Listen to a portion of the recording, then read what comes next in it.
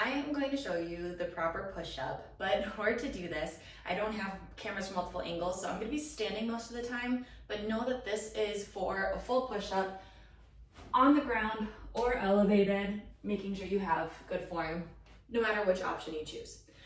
All right, so first things first is hand position. I want your hands just outside of your shoulders. They do not need to be directly under your shoulders like a plank. They can be slightly outside.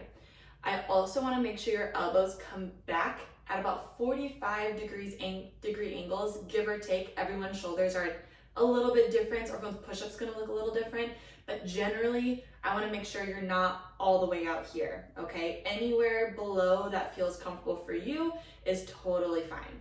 So again, if you were looking at me doing a push-up from the top view, my hands are just outside of my shoulders, and my elbows come back at an angle. All right. Next, I'll link the plank video below. You wanna make sure everything is nice and strong. You wanna make sure your shoulders are engaged. You wanna make sure your glutes, inner thighs, hips, quads, everything here is engaged. And of course, you wanna make sure your core is engaged. Okay, we're taking basically a plank and now moving through it. So you have to make sure you have that stable core before you attempt, especially an on the floor push-up. If you want to work on any push-ups while you're working on your planks, totally fine. Just my recommendation is to elevate it either against a wall, or my absolute favorite is to take a barbell on a rack. So that's a great option for holding onto that barbell and doing some elevated push-ups.